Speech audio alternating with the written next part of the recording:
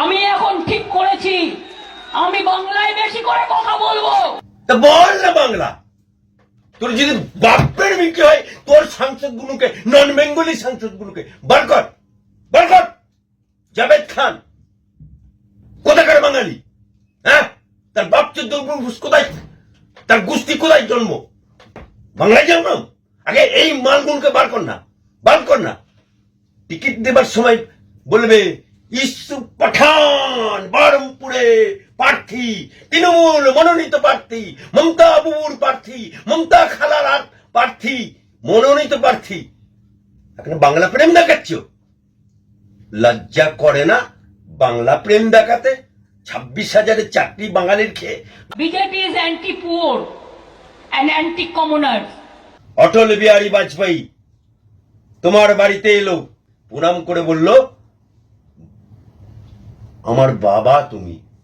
অটল বিহারী বাজপেয়ী বলল আজ থেকে তুমি আমার বিটি বটে। বাবাকে কি বলল বাজপেয়ীকে? বাবা, আমি কংগ্রেসের সাথে গাদ্দারি করেছি, আমি কংগ্রেসের সাথে নিমক হারামি করেছি, আমি কংগ্রেসকে ভেঙে নিয়ে চলে এসেছি। দিয়ে তৃণমূল আর কংগ্রেসের নামটা জুড়ে তৃণমূল কংগ্রেস করেছি, কিন্তু আমার তো টাকা নেই, আমি সিম্বল পাচ্ছি না। বাজপেয়ী বলল দিল্লিতে যাও। সেদিনকে দিল্লিতে ইয়াদ করো মমতা বাবু, স্মরণ করো, প্লেনের টিকিট পর্যন্ত ছিল না প্লেনে যাবার। সে টিকিটটাও কে কে গেছিল আর কে কে নিজের পয়সায় গেছিল আর কোন কোম্পানির মাধ্যম দিয়ে সেই টিকিটগুলো কাটা হয়েছিল, ডকুমেন্ট আমার কাছে আছে। সেদিনকে মুকুল রায়, সঞ্জয় বক্সি, আকবর আলী খন্দেকার সহ 7 জন গেছিল। 5টা সিম্বল নিয়ে গেছিল অটল বিহারী বাজপেয়ীর কাছে। বাজপেয়ীজির একটাও পছন্দ হলো না। লাস্টে বাজপেয়ী বলল আমি বাপ, ভারতীয় জনতা পার্টি আমার পদ্ম ফুল, আমার বিটি সে হবে জোড়া ফুল। জোড়া ফুলটা অজিত পাঁজা এঁকেছিল, দিয়ে জোড়া ফুল সিম্বলটা রেকমেন্ডেশন করলো বাজপেয়ী নির্বাচন কমিশনের কাছে। নির্বাচন কমিশনের স্বীকৃতি দিল। দেওয়ার পরে বিজেপি আর তৃণমূল একসাথে এই বাংলার বুকে গঠবন্ধন করে ইলেকশন লড়লো। 9টা তৃণমূল জিতলো, 2টো বিজেপি জিতলো। একটা তপন শিকদার দমদম থেকে, একটা জুলু মুখার্জি যাকে রাষ্ট্রমন্ত্রী করেছিল কৃষ্ণনগর থেকে, আর তপন শিকদারকে করেছিল টেলিফোন রাষ্ট্রমন্ত্রী, আর তোমাকে করেছিল বিজেপি রেল মন্ত্রী। রেল মন্ত্রী করেছিল। কিন্তু কুকুরের পেটে তো ঘি হজম হয় না, কুকুরের পেটে ঘি হজম হয় না, বমি করে ফেলে। ঠিক সেই রকম মমতা ব্যানার্জি কিছুদিন পরে আমি মানছি না, আমি মানবো না, ও তো নটকের মাস্টার। স্পিকারকে কাগজ ছুঁড়ে মারলো, দিয়ে ইস্তফা দিল, দিয়ে কিছুদিন চুপ করে বসে রইল। আবার বাজপেয়ীকে গিয়ে বলল আমার ভুল হয়ে গেছে আব্বা জান, আমার ভুল হয়ে গেছে, আর আমি করবো না, কান্না কমলছি বলে ওকে দপ্তরবিহীন মন্ত্রী করলো। ওই জন্যই সিপিএমরা লিখেছিল সেই দপ্তরবিহীন মন্ত্রী মমতা বাবু লিখেছিল আরো পূর্ণ। তারপরে কি করলো, ওকে কয়লা মন্ত্রী করলো। ওই জন্য পুরনো দেয়ালগুলো খুঁজে দেখুন, সিপিএম এর লেখা আছে কয়লা ময়লা সাবান দিয়ে ধুলে যায় না। বিজেপির গর্বে জন্ম নিয়ে আজকে বিজেপিকে পরিযায়ী শ্রমিক বলছো, পরিযায়ী নেতা বলছো।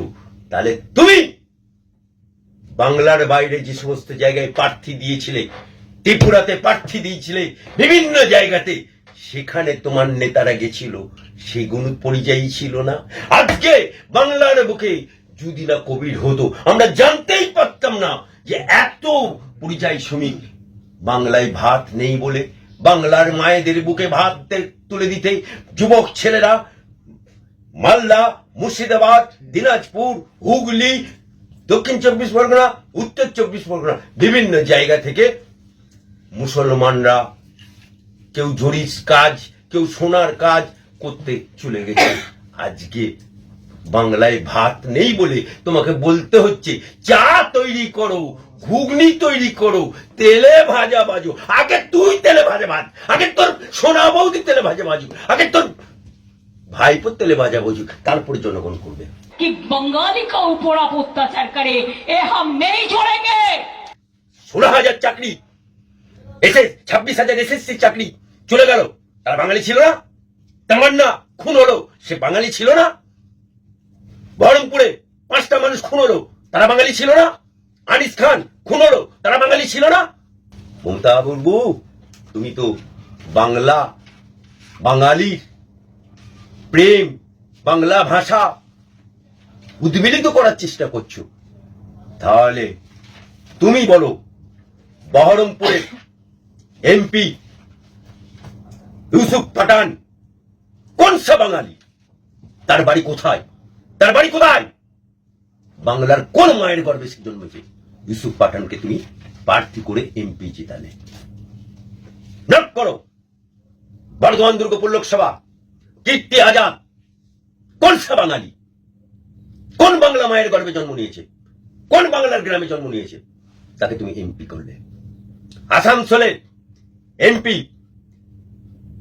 শত্রুঘ্ন সিনহা, বিহারী বাবু কোন সা বাংলার ঘরে জন্ম নিয়েছে? কোথায় জন্ম নিয়েছে? তাকে তুমি এমপি করলে। বাংলা প্রেম দেখাচ্ছ? হ্যাঁ, ফিরহাদ হাকিম মা হিন্দু, বাঙালি, বাপ নন বেঙ্গলি, বাঙালি প্রেম দেখাচ্ছ। মমতা ব্যানার্জিকে স্মরণ করিয়ে দিতে চাই, এই 21শে জুলাই যে সমস্ত পুলিশরা গুলি চালিয়েছিল, মনীষ গুপ্তা থেকে আরম্ভ করে, তারা কিন্তু তোমার দলের এমএলএ হয়ে গেছে। আর যে বামফ্রন্টের অর্ডার অমান্য করে, পুলিশের সুপিরিয়রের অর্ডার অমান্য করে মুসলমান ছেলেটা নদিয়ার বাড়ি যে গুলি করেনি, সে কিন্তু বামফ্রন্ট তার চাকরি থেকে বহিষ্কার করে দিয়েছিল। আজও সেই ছেলেটি চাকরি ঘুরে পেল না, আজও সেই মুসলমানটা চাকরি ঘুরে পেল না, কারণ সে সুপিরিয়রের আদেশ অমান্য করেছিল, মমতাকে গুলি করেনি, বন্দুকটা নিচে নামিয়ে দিয়েছিল এবং সরাসরি তাকে ওই দিনই রাতেই তাকে সাসপেন্ড করেছিল, 24 ঘন্টা যায়নি। আজও সে চাকরি ঘুরে পারল না। কোন সা গুণা করেছিল সে?